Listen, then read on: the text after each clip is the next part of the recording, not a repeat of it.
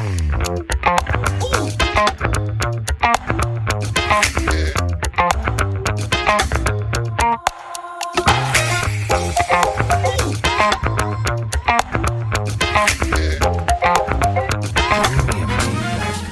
and welcome back to yet another video. If you've been a subscriber for a long time, I'm going back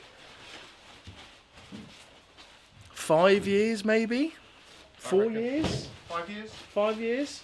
You might recognise this man over there. You might actually recognise his dog more. If you're a long-term subscriber, you'll know that a couple of years ago, when I had my purple 328, I came to Simon for some door cards. More importantly, track car door cards, which is Simon's company. Fast forward 4 or 5 years, and Simon has done an upgrade. He has got himself a fantastic unit. He's developed hundreds more door cards, made 100 more door cards for various different models of car, from Clio to Mini. What else do you do? Peugeot, Nissan, Renault, literally Volkswagen. Just hopefully the majority. Yeah, absolutely boomed in business in his spare time whilst having a full-time job. So alongside with that, he's then developed the business slightly more and created track car Aero. So there's like a two-parter to this. So the first bit is we're picking up some door cards. One for the V12 E36, and also secondly for the 318 IS Road Car CS Club Sport build that we're doing as well. The second part of this is I've brought Simon a boot lid from the V12 where we're going to be developing, is it the first E36 Aero? Yes. The first E36 track car Aero from Track Car Door Cars and Track Car Aero, which is very exciting. You have already made stuff for the E36, which I will put some images on in the video, which looks fantastic. So basically, when you buy a track car, and you want to put a safety cage, or actually when you rip the interior out, if you do leave the standard door cards in it, it does look a bit naff. Yeah. So there's two functions. One, it's a motor racing, what's the word? Regulation. Yeah. To actually have something covering the door. Yeah. But also it just looks a damn sight nicer than the standard door. Ties it up a lot more, yeah. But what I found on the market is that basically you either had a door card, just a door card that you could buy that didn't maintain OEM. No. The switches. So you lose all functionality. All functionality, and it just looks a mess. Yeah. Or you have to do it all yourself. Yeah. So what I decided to do was take that pain away from people and give them a solution that just said, if you want OEM, you can go OEM. Yeah. If you don't want OEM, you can just go with a track car setup. Yeah. You know, if you're going Perspex windows.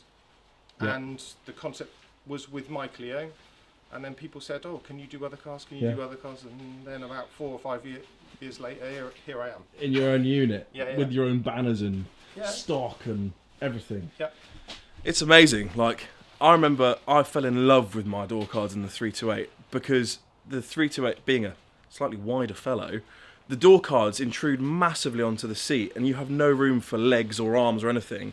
And what the door cards did was give me more room and actually allowed me to be able to drive the car better, oddly. Yeah, and when you put a roll cage in a car, you have to get rid of the standard door cards. Or you have to have made a custom-made one that sits in proud. Yeah. Because when you close the door, it fouls, and then you have to set your door cards anyway. Yeah. And a lot of, like you, a lot of people in little MX-5s. Yeah. It gives you a bit more space either side to put, basically, you know, a nice seat. Yeah, absolutely. So, yeah. So, amazing. Absolutely amazing. So we're here today, and literally as we speak, Simon is putting together the door cards for one of the E36s. We've gone for a really nice. You do a couple of different finishes. You do like a satin finish, which is this, which won't like leave fingerprints or marks or anything, which is just perfect. We've gone for a carbon effect finish for the V12 project. This is just lush. And we were discussing this earlier. We were saying with carbon door cards, you were saying every time you work on them, you damage it slightly.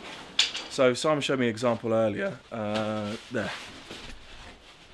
So look, every time you work on carbon, you're going to crack it or scratch it or peel the lacquer off. With a carbon effect, which looks pretty much identical, you don't have any of that.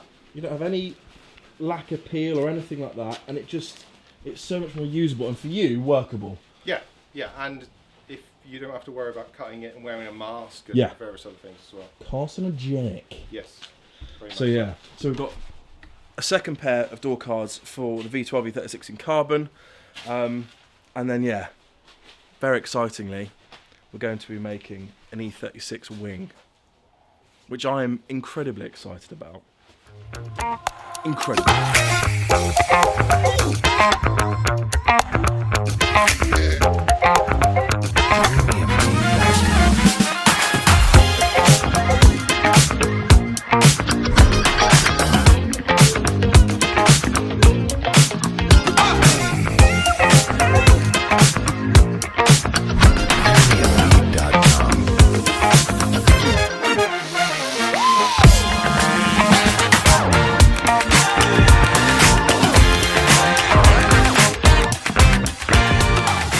Rolled out the Mini, and as you can see, it's got one of Simon's spoilers on it.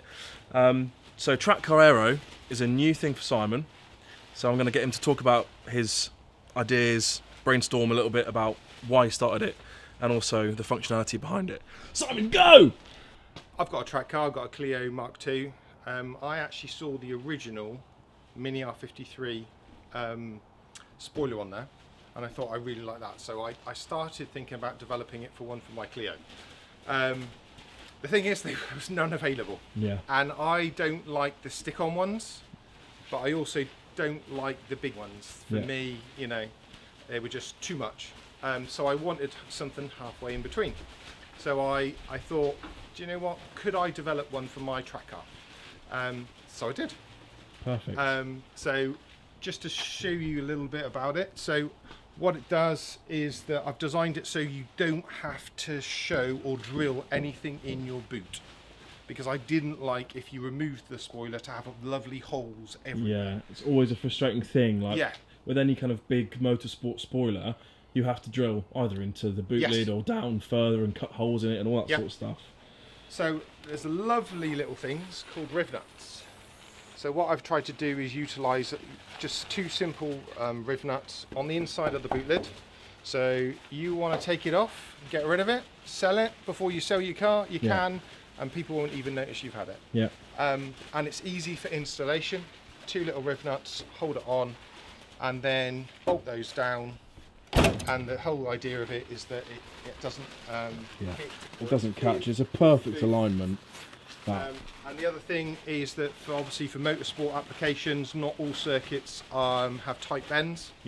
And so if you've got more want more downforce, you can apply, obviously there's a little slot in the back, and then as you can see, it makes a significant difference. Absolutely. And you were saying, who was it? You had a friend of yours. MI Motorsport, a guy up in Knockhill. He's got a Clio Mark III race car on the, I think it's the Scotland Challenge up there. I gave him, sponsored him one of these and said, test it. I said, you know, we're not going to do F1 testing or anything like that. You can't hire a wind tunnel. No. Unless you want to make this into a wind tunnel. Exactly. Just absolutely, you know, not going to happen. No. Not going to happen. So the best thing that I've done is said, look, racing driver, take this. Track car, racing driver, throw it around a track and test it. So what they did is, did it with the blade out. So as you can see, you can just easily remove it, take the blade out. They then put the blade in, and he was over 1.5 seconds quicker with his car around Knockhill. But also, it wasn't just that. He said that he had more confidence in the car under heavy braking because the back didn't step out, didn't be twitch twisty, around, and also more confidence to go faster through the quicker sections. Obviously, he was slightly slower and down the main straight, but overall, better performance with it. Amazing, absolutely amazing. And you've design all of this yourself with a bit of cardboard? Yes. So it's a bit of a painful process. So first of all, you start off with a template. Yeah. I usually make that out of cardboard. Yeah. I then transfer it to like 1mm aluminium, do it again, 2mm aluminium, do it again, and then develop one side, and then lovely do the opposite side. Yeah. And then hope I've left enough room for the spoiler in between. If not, then I have to start again, which is sometimes a bit of a painful process. However, I like working with my hands. Yeah. And it's just the way I do things. Yeah. Lots of people are doing CAD, and but that's the way that I work. Absolutely, and it looks fantastic. It really does, and I'll show you a little, probably overlay a little clip of the E36 down there. The way it kind of shapes to the body line of the car, I think, is great.